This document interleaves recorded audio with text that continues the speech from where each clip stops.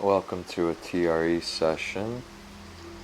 Here I'm on the hands and knees quadruped position again, which I love because I find it a good transition between a TRE healing session and living regular life.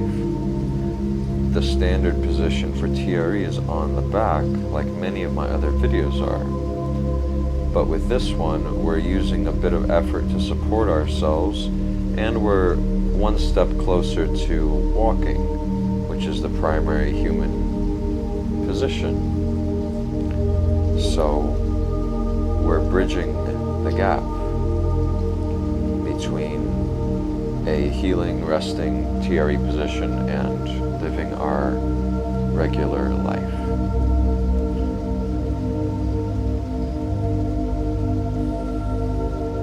So, noticing side-to-side tremors with the spine and the hips.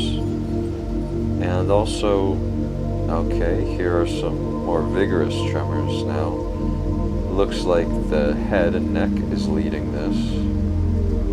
And I can see some tension here in my head and neck, not in any sort of pathological way, but rather to keep the head up, which is just a different position than if the head was dangling down. But it feels better with the head not dangling loosely like that.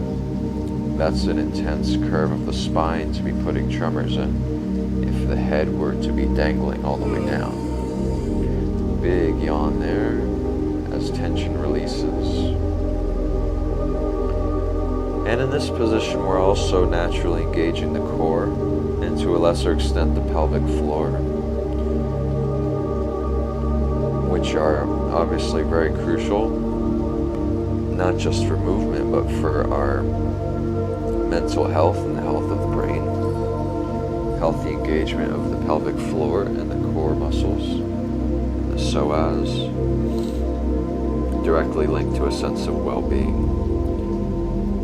More yawns coming through here, and an arching of the lower back. So I tend to have a bit of lordosis, in other words, an anterior pelvic tilt. In other words, my butt sticks out when I walk and I run or lift weights, anything active.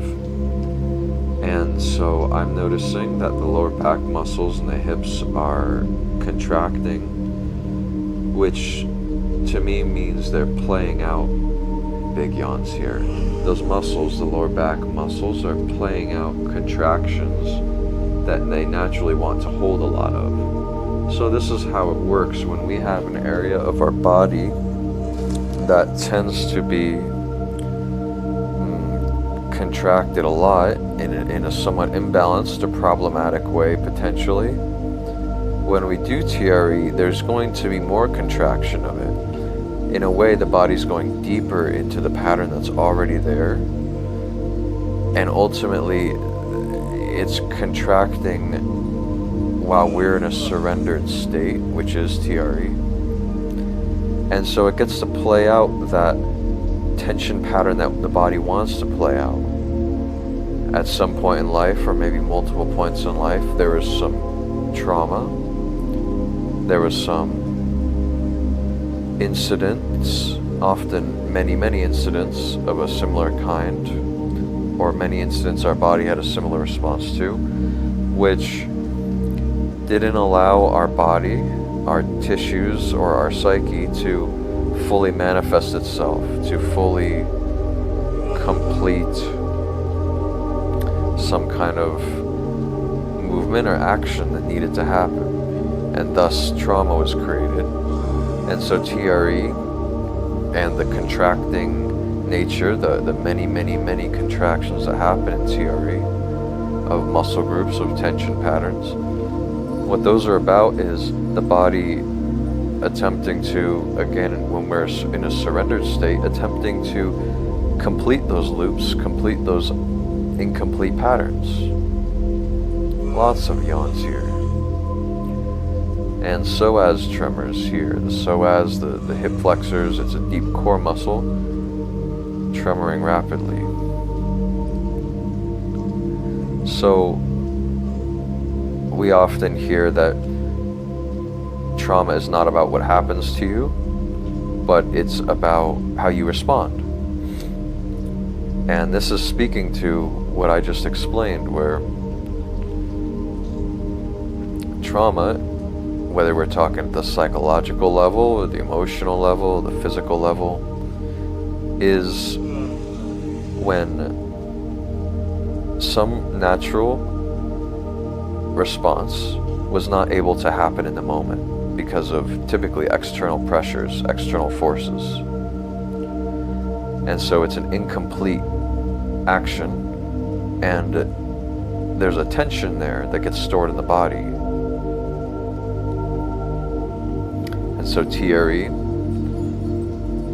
in TRE, these involuntary movements, often in the form of tremors, are the body attempting to complete that pattern, that loop, and then be free of it. And this is even apparent at the psychological level. You know, this is the basic benefit of talk therapy, the basic benefit of talking it out with a friend who will really listen to you. It's something that was stuck inside that just needs to be said. And of course, deeper forms of therapy involve bringing the deeper stuff up, more than just the mental material, and somehow feeling like there's a giving of that inner child's needs, a providing of those needs finally, and then there's a completion that happens, and the tension, the problem is resolved. So here, that was a pretty good short session, and just going into a more restful position here. And maybe more tremors come, maybe they don't. I'm just open here.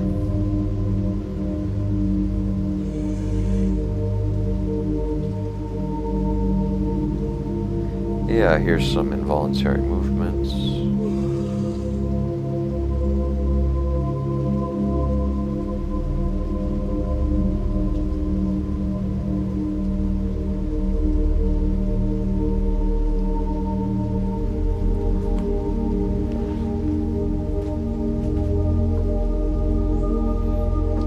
And more yawns.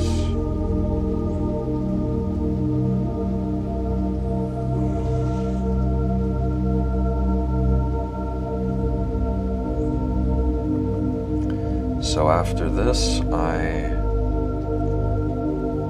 go and lie down for a while, or I go into a seated meditation. It's important after any session to go into a very inactive, passive resting position for a while. And that's it for today. I'm wishing you all really well in your practice, and I'll see you next time.